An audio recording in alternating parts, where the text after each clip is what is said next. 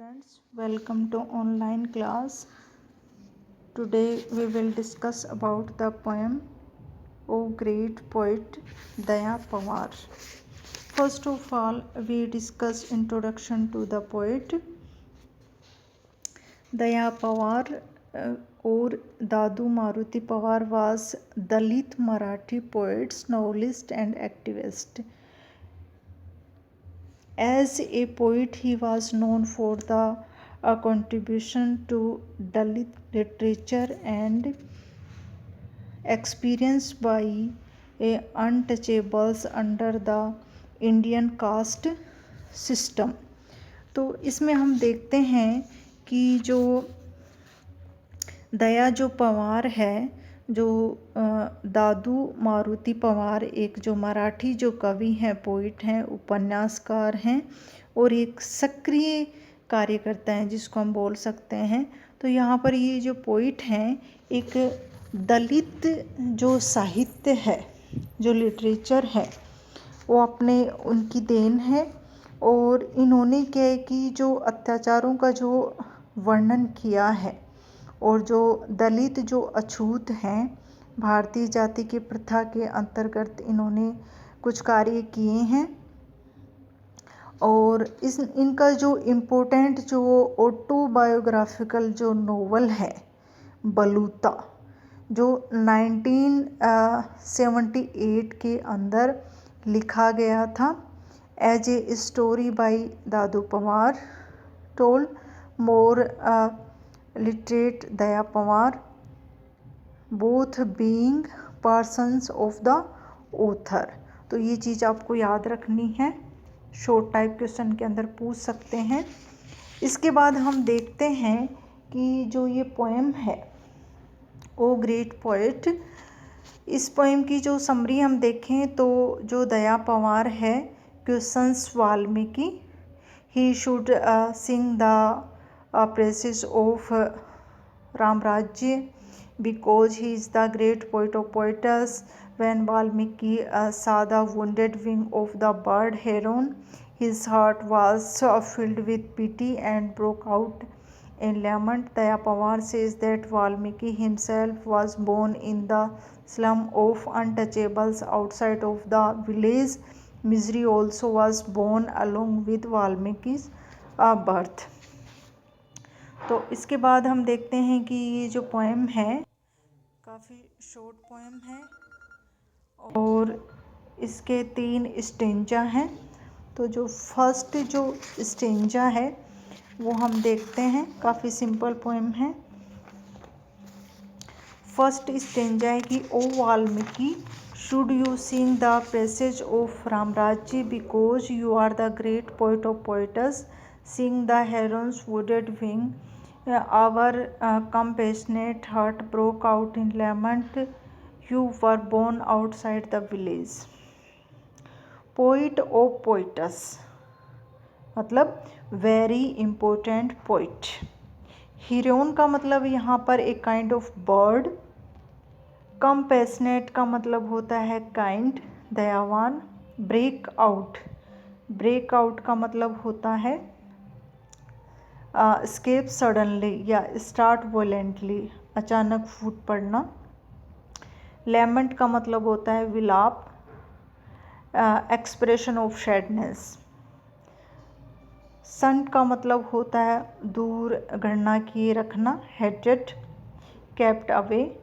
Misery का मतलब होता है अनहैप्पीनेस। तो यहाँ पर देखिए इस स्टेंजा के अंदर जो दया पवार है, poems has been translated from Marathi into English by Daya Pawar was Dalit Marathi novelist, poet and activist. He questions the greatness of Valmiki. Who was the first Sanskrit poet and who wrote Ramayan. ये important है। अब हम देखते हैं कि जो हमारी poem है ओ वाल्मीकि, तो यहाँ पर देखिए ये जो लाइनें हैं ये ओपनिंग लाइनें हैं इस स्टेंजा की। ओ ग्रेट पोइट, तो यहाँ पर जो दया पंवार है क्वेश्चन करता है वाल्मीकि से कि he should Singh the passage of Ramrajya because he is the poet of the greatest poet. When Valmiki saw the heroine wounded wing, his pitiful heart broke out in expression of sadness and regret। तो यहाँ पर देखिए कि जो poet है पंवार वो वाल्मीकि से प्रश्न करता है। क्या प्रश्न करता है? क्या उनको रामराज्य की प्रशंसा में गीत लिखने चाहिए, क्योंकि वो कवियों में कवि हैं। जब वाल्मीकि ने एक जो पक्षी हेरोन जो पक्षी है उसको घायल देखा तो उसका जो हृदय था वो दया से भर गया, मतलब वो दुख और विलाप की अभिव्यक्ति से फूट पड़ा। और उसके बाद उसने अचानक सडनली एक उसके मुंह से एक श्लोक निकला।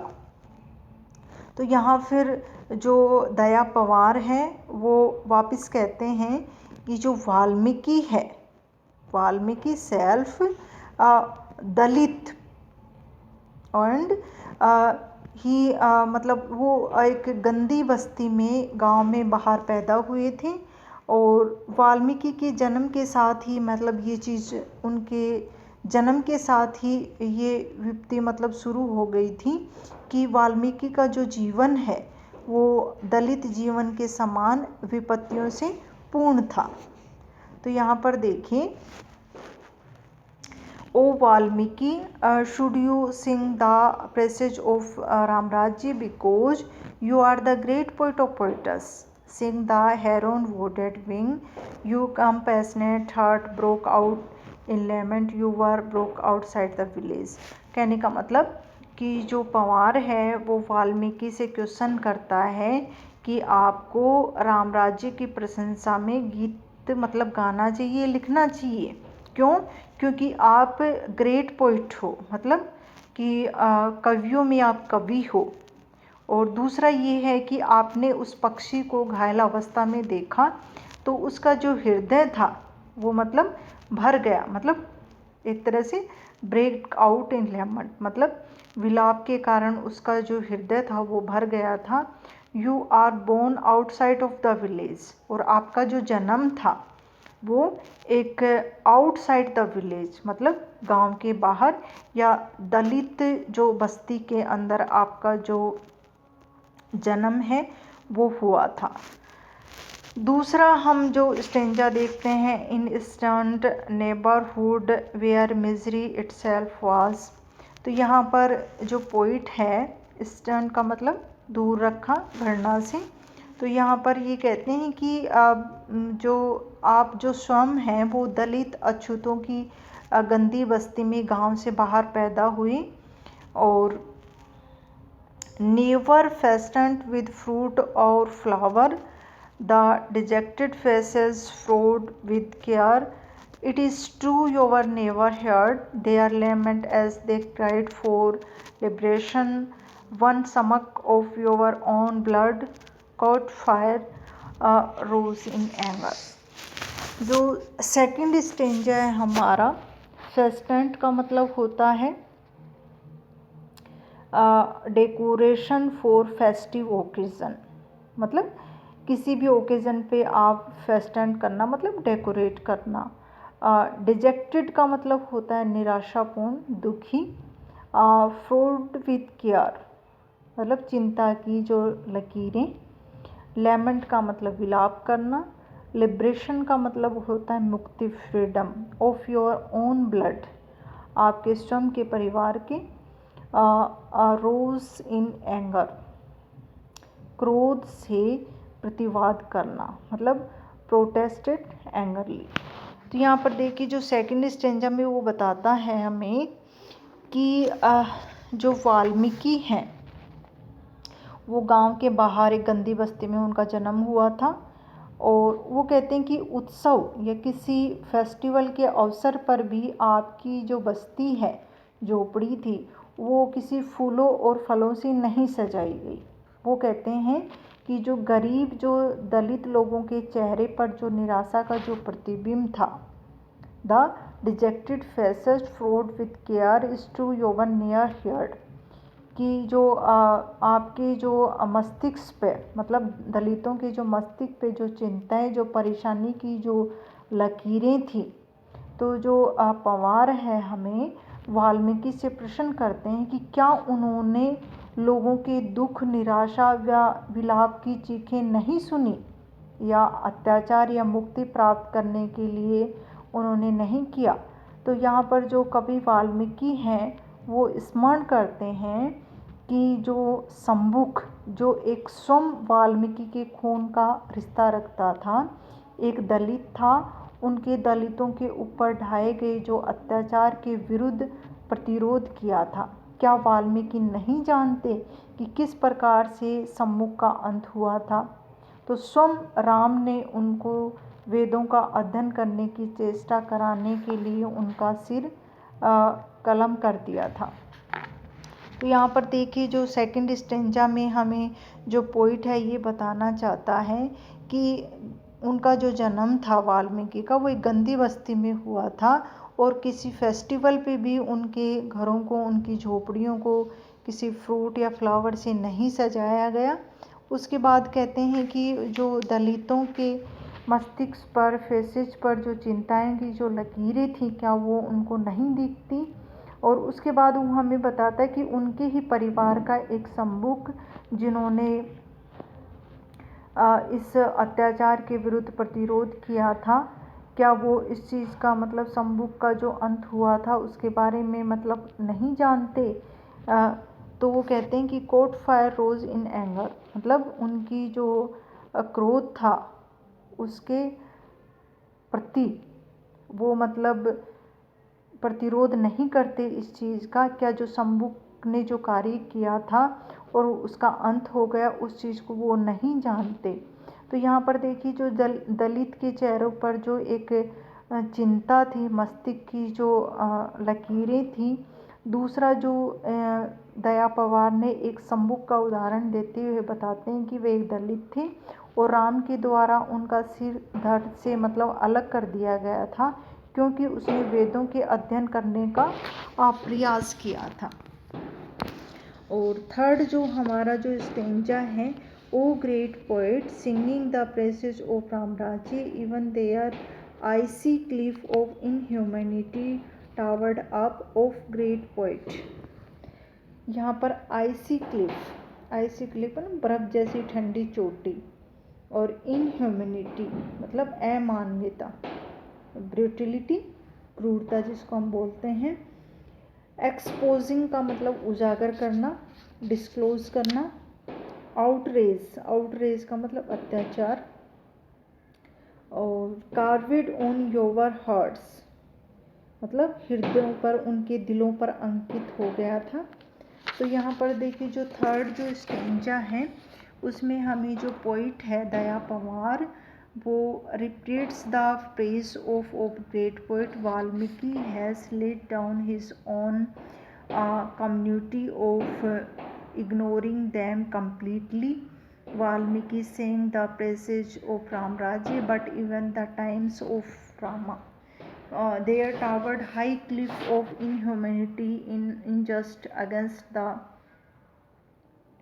तो यहाँ पर देखिए जो पोइट है हमें आगे ये बताता है कि जो वाल्मीकि है वो दलितों को मतलब अपनी जाति को नीचा दिखाया और उन्होंने दलितों को पूर्ण रूप से मतलब उपेक्षा की। तो यहाँ पर जो वाल्मीकि ने जो रामराज्य की जो प्रशंसा में जो गीत गाए हैं, परंतु राम के समय भी अमानवीयता और दलितों के विरुद्ध अन्याय की ऊंची ऊंची चोटियाँ उठी हैं।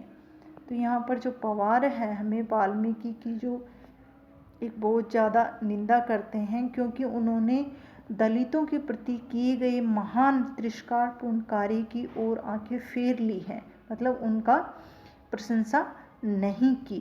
तो यहाँ पर जो पोइट है इस चीज़ पे जोर देते हैं कि क्या उनका नाम उनके हार्ट से, उनके दिल में स्नेहपूर्ण स्मृतियों के साथ अंकित होता, या उन्होंने एकमात्र कविता भी दलितों के प्रति अन्याय और तिरस्कार को उजागर करने के लिए लिखी होती। तो यहाँ पर जो पोइट है पवार वाल्मीकि से क्वेश्चन करते हैं कि ऐसी परिस्थितियों में भी उन्होंने महान कैसे कह सकते हैं। तो एक तरह से यहाँ पर हम देखते हैं कि O great poet singing the praises of Ramrajya even the icy cliff of inhumanity towered up, O great poet how then should we call you great poet, कि आपको कैसे हम कह सकते हैं कि आप महान हो क्योंकि आपने दलितों के लिए कुछ नहीं किया।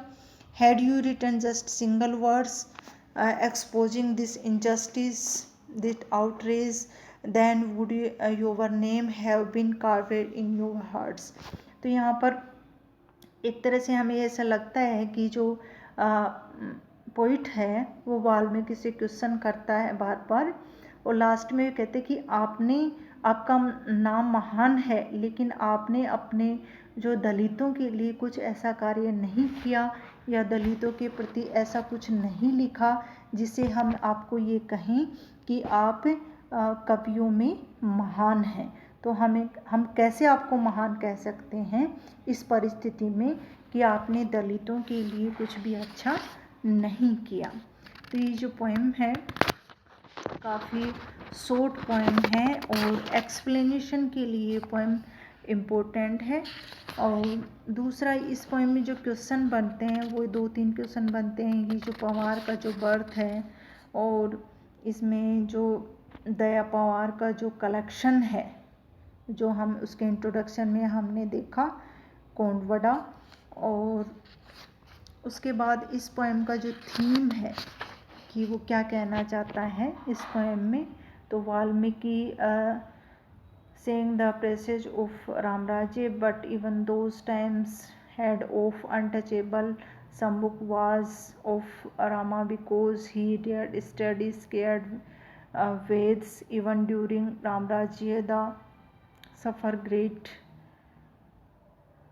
atrocities. आई होप आपको ये पोएम पसंद आई होगी। Thank you so much.